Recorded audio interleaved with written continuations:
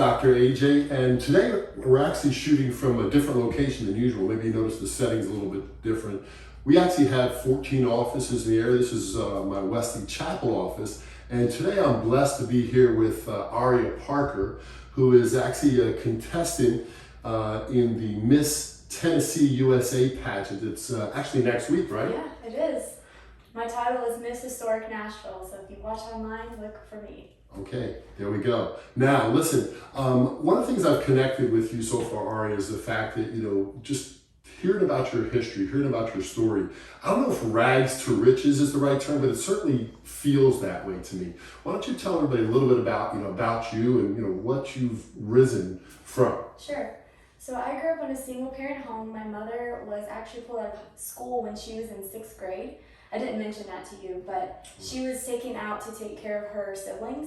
And so she only has a 6th grade education, and she raised 3 kids on $9 an hour, working 7 days a week. She did everything that she could to take care of us, and when I was 16, we actually lost our home. We lived in a shell of a home, but there was no running water or electricity.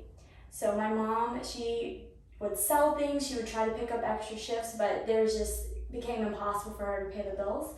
So I ended up moving in with a friend when I was about 17 so I could go to high school. But I knew in that moment that education was my only way to escape and to make a better life for me and my family. So I ended up going to college, luckily with scholarships and knowing the business skills from my mentors around the area because I was reaching out to people. And I have 2 bachelor's degrees in international marketing and product development now. I am the founder of a nonprofit called That's a Wrap, working to reverse adolescent poverty, that's the acronym. And now I have also moved, I lived in Paris, France, working as a marketing strategist and an international marketing agency.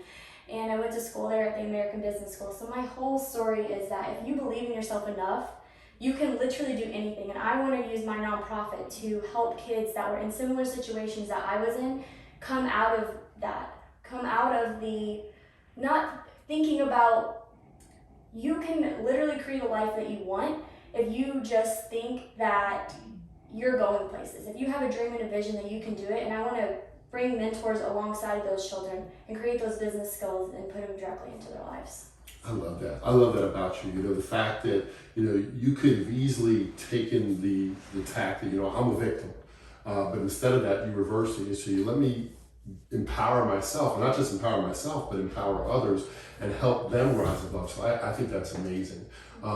So now, obviously, when you're competing in the Miss Tennessee USA Pageant, you get to express the story, no doubt, right? Yeah, absolutely.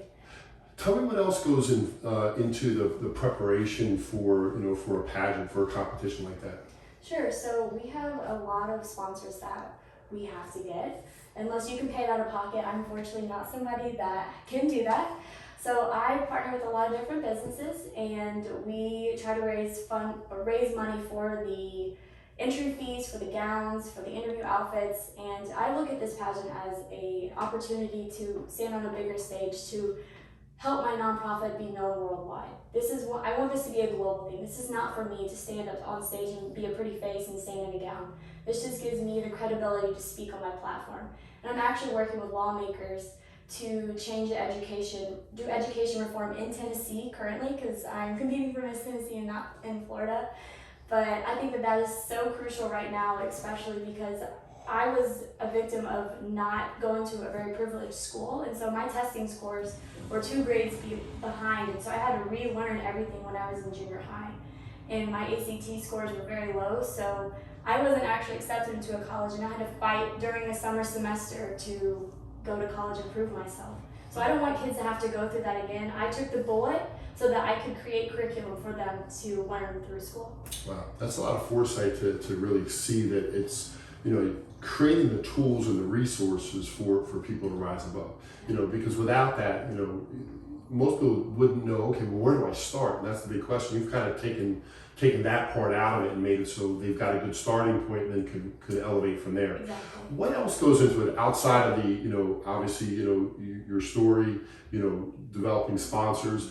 Are there any physical requirements with regard to competing in a pageant like this? Sure. So typically we work out a lot, Mm-hmm. which causes a lot of strain on our body, and that's why I'm here today. I want to work on my posture, because poise and posture are very important when you're walking on stage. And I thought that this would be a great thing for us to do together. And I know that probably my hips are a little out of line, and I could use some work in my upper and lower back. So. Okay, great. Yeah. Well, we definitely can do that. We'll definitely work on helping keep you in alignment. Poise and posture are not just great in a pageant, but literally in every area of life. If you're in business, if you're making a presentation, maybe you're a lawyer, maybe you're a salesperson, how you carry your body speaks to people, what they call body language. So, certainly we're happy to help you project a better story with your body language, hopefully to the judges, and they decide to make you Miss Tennessee USA. Come on, so we won. So we're going to go ahead and take a look at you. Just sit up straight, Okay. face that way. I'm going to come right behind you here. Now, being that we're in a different setting today, I'm actually going to kind of highlight some of the different ways we adjust. You've seen in a lot of my prior videos where we've done adjustments of the neck and the back with people laying down. Today, we're actually going to do her neck with Aria sitting up. We're going to do her back with her standing. So I like to say that I can do this even if I was on a deserted island. We can still continue to treat people with chiropractic. Just relax your head here. I'm going to bend you slightly this way. Nice. He's really good at it, guys. Now, when I first met Aria, it was earlier in the week, and she had never had an adjustment before. So you see her sitting here. She's got a lot of poise and confidence. And I asked her, what allowed her to adjust me, but she said she trusted me. So that's always a good sign, and I appreciate that. Just relax there. Just let this ear kind of tip to my side. Sweet. Okay, why don't you go ahead and stand up for me? Okay, just look straight ahead. Can I take my heels off? Now keep your heels up. Okay. So you're going to stand with your back against the wall here. So we're going to go ahead and we're going to adjust your mid-back now. We're going to do that standing here. What I'm going to do is have you cross your arms. Okay. Lean forward just a little bit. Tuck your chin. I want you to give me a nice deep breath in. Let your breath all the way out. Let your head go back to the wall. Good. How'd that feel? It didn't hurt. It was just. It didn't knock the breath out of you, did it? Not really. Maybe just a hair. Just a little bit. So, you did press on me. You're all set. So that was a mid-back adjustment. So ultimately keeping stress off of your shoulder blades and your neck are definitely going to help with your posture. So no more squats. No, you can definitely squat. So I want you to squat. You're trying to get out of squats. That's not going to happen. That's my excuse. I'm a big squat fan. So another aspect of what I like to do is manual therapy, which would include myofascial release, some stretching. So today we're going to go ahead and we're going to use our Theragun or our mini massager. I use one here by this company called Lotsville. I like it because it's really, really compact. I mean, this would fit in your purse. Yeah. You'll find that it packs a pretty good punch, and it's going to give you kind of just a little bit of reduction of some stress and tension in the shoulders. So, okay, so just sit facing straight ahead for me. You okay with that? Yeah. It's like a massage gun. Yeah. Yeah, I like it. It's a lot smaller than say the Theraguns and those big ones that sometimes require two hands. You can use it on yourself, and it's good right now. I'm just using it for some trigger point work here up in your traps. So. Yeah, it is pretty tight. Especially with women, like we carry purses on one side, so I feel like it weighs us down on one side other than the other. Is that something you see often? I see that a lot of that for sure. And I'm also, working with handheld devices. If you're working with a cell phone or a laptop or a tablet, we spend a lot of times looking down. And, if say it's in our right hand, we're probably looking down maybe a little bit more to the right. Or if it's in our left hand, maybe down a little bit more to the left. So how we decide to hold our handheld devices will also affect the areas in which we have tension. So interesting. I've never really thought about that. I don't expect you to change that altogether, but just be more cognizant. Maybe sometimes switch and use the left hand or the right hand, opposite of what you're used to using. How's that pressure feel for you there? It feels really good, especially on this side. Yeah. Because when I always think about using my computer, I never want to hunch over, but I never think about which hand to hold my phone in to switch it. So it's very interesting. Yeah, so I would just try to, I mean, ideally if you could go 50-50, you know, maybe on Mondays, Wednesdays, and Fridays use the right, Tuesdays, Thursdays, and Saturdays use the left, you know. And then Sundays just whenever comes natural.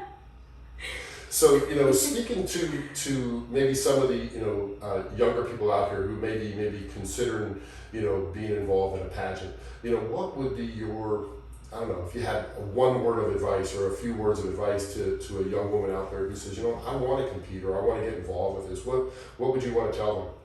Yeah, so basically just be confident in who you are because you're worthy of competing. There's not someone who's worth more than you, that deserves more than you.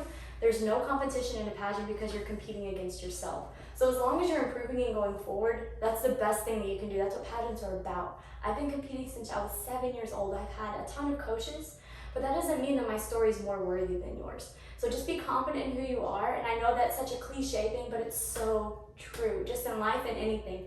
Just bring your best foot forward and be yourself. Aria, thank you so much for all you do. I really appreciate having me. You're amazing. All right. Best of luck. You guys have to come and see him. Great. Thanks.